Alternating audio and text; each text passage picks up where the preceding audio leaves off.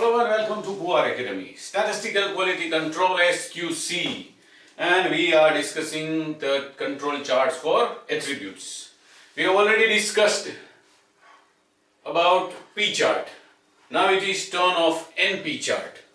P chart means fraction defectives chart or control chart for proportion of defectives, in which we have to calculate P, that is fraction defectives, and that is number of defective units in the sample divided by the sample size. Okay, this is an easier variant of the P chart. Here we say don't need to calculate the fraction defectives. We use the number of defectives in the sample directly to draw the control chart and draw our conclusion. But it is possible under certain circumstances only, or say rather some conditions must be satisfied. The first condition to be satisfied to use this kind of NP chart or control chart for number of defectives is the size of all the samples must be equal. Yes, size of all the samples must be equal. That means if all the samples are of not equal size, we cannot use the technique of NP chart. We must use P chart in case of unequal sample size. And second thing is practicality actually. The range of the number of defectives in various samples must be plottable on the graph paper. This is a practical limitation or practical condition. It should be possible for us to plot the number of defectives on a single graph paper from the lowest value of the number of defectives or the control limits to the highest value of the number of defectives. So first is say technical limitation or technical condition, sample size must be equal, and second is practical limitation. It should be possible for us to plot the smallest value from the number of defective units and the control limits to the highest number of defective units on the same graph paper. Then only we can draw and use NP chart. Okay, now this is a case where there are 10 samples, each of size 400. So first condition is satisfied, sample size is equal. For all the 10 samples it is 400. Now these are number of defective units out of 400. See 17, 15, 14, 26, 9, 4, 19, 12, 9, 15. They are easily plottable on the graph paper. So we can go forward for NP chart instead of P chart. So we are not going to calculate any fraction also. All the calculations will be directly made from this data only. But we need to calculate P bar because P bar can be used to calculate NP bar. Yes, P bar, we know that to calculate P bar we should have sigma NP, that is total number of defectives, that is 140, and sigma N, that is 400 into 10 set. So P bar in this case is 140 divided by 4000, that comes to 0.035. We shall need Q bar, or if you don't calculate Q bar, then also you can make the calculations that I will discuss later. 1 minus 0.035, so Q bar comes to 0.965. Okay, now what? First of all we need to calculate NP bar. That is nothing N into P bar. That is 400 into 0.035. So NP bar here comes to say 40. So NP bar is 40. Yes, NP bar is nothing, it is central line for us. Okay. Now what?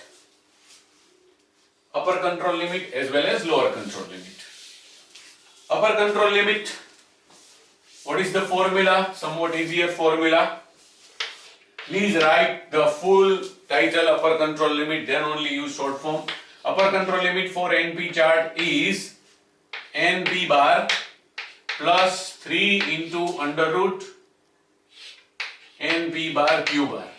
If you don't write Q bar, you have to write 1 minus P bar. Both are same. Here we have already calculated the value of 1 minus P bar and we have assigned the sign Q bar. That is the difference, nothing else. Okay, NP bar came to 14 plus 3 into under root NP bar is 14 into 0.965. Yes, so it will be something like this, 14 plus 3 into 3.6756. And again it will be, multiplied by 3, that will be 11.03 or something. So it comes to 25.03. But we shall take upper control limit as 25 itself, because 0.03 cannot be plotted even through the millimeter line or millimeter box. So we are rounding it off to 25. Upper control limit of NP chart is here 25. Lower control limit, the same to same logical process. Minus, so it comes to 2.97. Therefore, lower control limit for this NP chart will be rounded off to 3. Okay. Lower control limit of this NP chart is 3. So now we have all these 3 things as well as the real number of defectives. So we can draw the NP chart. Yes, we can draw the NP chart. Okay, first of all, on x-axis there will be sample number 1, 2, 3, 4, 5, 6, 7, 8, 9, 10. Now, the highest value from all the number of defectives and control limits is 26, and the lowest value is this 3. So from 3 to 26, all the numbers should appear on y-axis. So we are pulling this. If your graph paper can say accommodate from 1 to 26, I don't think so. You can pull it up to 3, 4, 5, 6, 7, 8, 9, 10, 11, 12, 13, 14, 15, 16, 17, 18, 19, 20, 21, 22, 23, 24, 25 and 26. Yes, first of all 3 lines control limits. Upper control limit is exactly 25, but dotted line or broken line.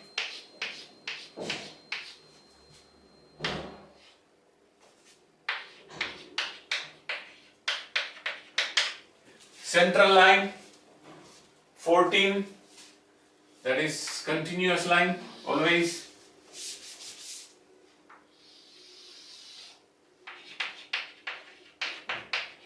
And lower control limit 3, dotted again.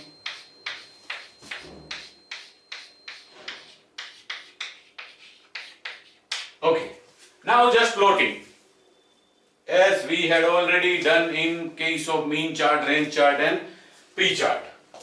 Pair of sample number and number of defectives. In first sample there are 17 defectives, 1 and 17 here. 2, 15. See, it is quite easier than NP chart. 3, 14 exactly on the line, rather central line. 4, 26. Okay, we now know that the process is not under control because this sample point is above the UCL. 5, 9.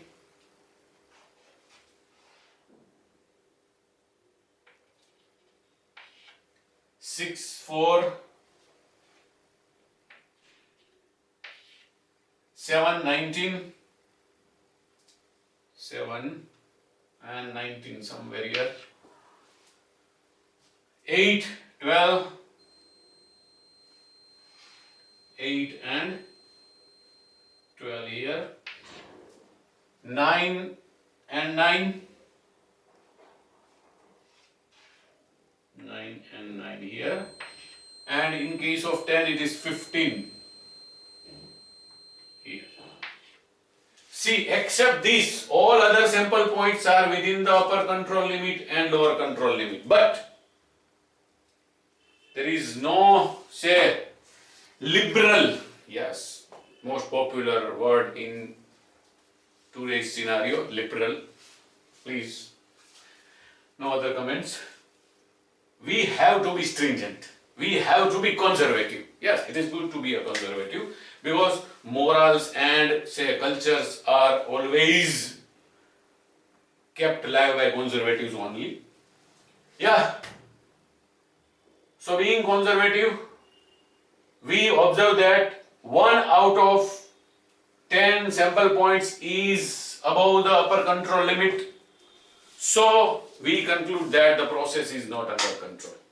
So you can write the wordings, the process is not under control because one of the sample points is above the upper control limit. Yeah, see, nothing is below the lower control limit.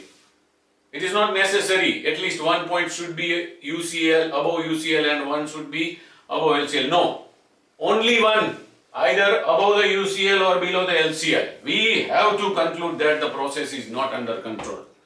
Because from a very large production, we are going to make our conclusion, draw our conclusion just only on the basis of the inspection of these 4,000 units only. So we have to be stringent, we have to be conservative. There is nothing wrong in being stringent or conservative as far as the quality is concerned. Liberal always destroy the quality. That's it. I hope this lecture proves to be useful to you as usual. Don't forget to like this lecture, all other my lectures. Do visit and subscribe my channel and also recommend my channel, my lectures to others. That's it.